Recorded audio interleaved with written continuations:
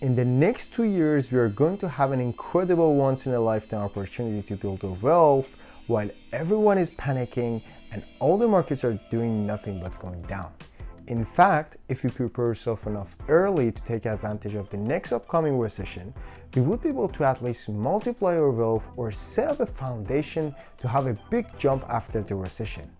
And in this video, I'm going to exactly share with you my plan for the next 2 years to build my wealth and prepare myself to have a big jump after the recession. Now, without waiting more, let's get started. Well, in order to know how we can survive the recession and eventually use this opportunity to make some money, we need to understand what a recession is and why it is happening at the very first place. Generally speaking, a recession is a period of contraction in a country's economic activity, which is signaled by a reduction in gross domestic product and rising unemployment, among other factors. Or in another word, we can say a recession is a tipping point in the business cycle when the ongoing economic growth peaks, reverses, and becomes the ongoing economic contraction. And it might be interesting to know that according to the National Bureau of the Economic Research, in the United States alone, there have been 33 recessions since 1857. Now that we understood what a recession is, it's time to break it down and understand how business cycles work. Well, business cycle consists of 4 phases: expansion, peak, contraction, and trough. Basically, expansion phase represents a period of economic growth which we consider as a normal phase of a business cycle. And within this phase, we experience an increase in employment and consumer spending and demand, which finally leads to an increase in production and cost of goods and services.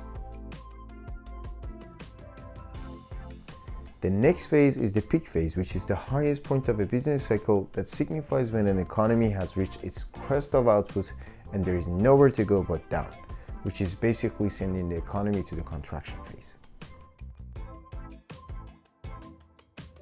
And the contraction phase is a period that is marked by a decline in economic activity, often identified by a rise in unemployment, as well as a bear market. Additionally, GDP growth falls under 2%, and as the growth contracts, the economy enters to a recession. And the last but not least is trough, which is the bottom of a business cycle's economic activity, and it marks the start of a new wave of expansion and a new business cycle. And it's important to note that the business cycles do not occur at predictable intervals. Instead, they are irregular in length, and their severity is reflected by the economic variables of the time. Expansion and growth in an economy cannot last forever. A significant decline in economic activity is usually triggered by a complex interconnected combination of factors like economic shocks such as COVID-19, loss of consumer confidence due to inflation, high interest rates, and asset bubbles. Basically, once prices are so high and inflated, consumers worry about the state of the economy. So they start spending less money and save whatever money that they can. And businesses start making less money, and as a result, since 70% of the GDP depends on the consumer spending, the entire economy can drastically slow down. On the other hand, once inflation is too high, Fed decides to increase the interest rates to control and lower the inflation. Raising the interest rates will actually make it more expensive for consumers or people to borrow money. And once it's more expensive to borrow money, so people or consumers start spending less money, especially on major purchases like cars or houses. And companies will also do the same, and they start reducing their spending, changing their growth plans, or at some point they start laying off their employees only because the cost of financing is so high. Sometimes there are asset bubbles that cause the price of investments like tech stock in .com era or real estate before the Great Recession rise far beyond their fundamentals, which once eventually the bubble bursts, people lose a lot of money and confidence, so everyone at the same time start cutting down on their spending and actually cause the economy goes through a recession.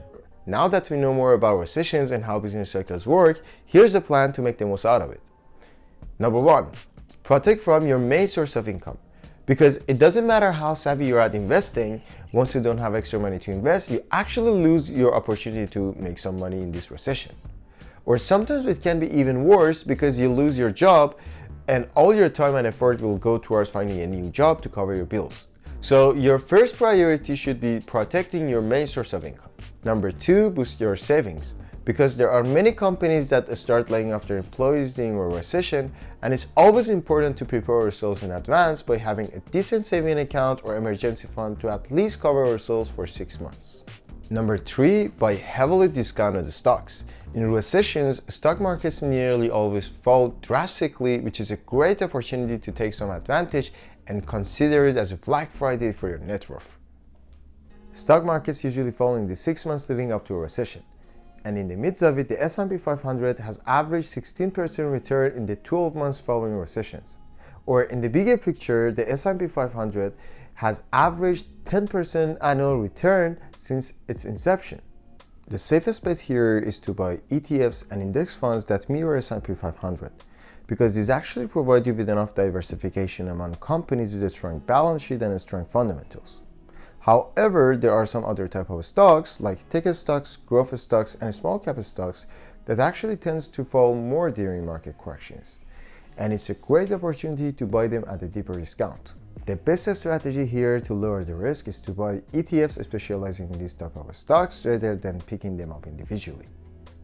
For instance, for having more exposure to tech stocks, you can go and buy ETFs mirroring Nasdaq, and for having more exposure to smaller cap stocks, you can go and buy ETFs mirroring Russell 2000. Number 4, buy investment properties. Housing markets don't usually fall as steeply as the stock market. However, recessions sometimes cause real estate prices to dip, and it's a great opportunity to find good deals like foreclosures, which tend to rise during recession, or fix-uppers that the sellers doesn't have enough money to fix it.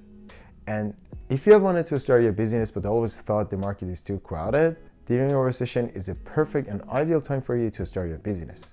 Because all large companies and smaller businesses are struggling to find a new way to survive during a crisis and cut down their expenses, which actually make less competition in the market and more space for you to jump in the market and establish your position. And as market improves, you can grow and build a foundation for your business to make a lot of money after the recession. And final words, as Warren Buffett said, be fearful when others are greedy and be greedy when others are fearful. During the economic downturn, most people start panicking, selling off their stocks, selling their real estate, chewing their fingernails to the quick, which actually is the time to do the exact opposite and go and hunt the bargains. So stay calm, keep investing, start your side hustles, and hunt for the bargains, but most of all, protect your main source of income, because without an income, you cannot take advantage of the fire sales going on all around you. That was it, guys. Thank you very much for watching this video. If you enjoyed it, please make sure to hit that like button and also subscribe to see my future videos about personal finance, investing, and business. Have a good one. See you in the next one. Peace.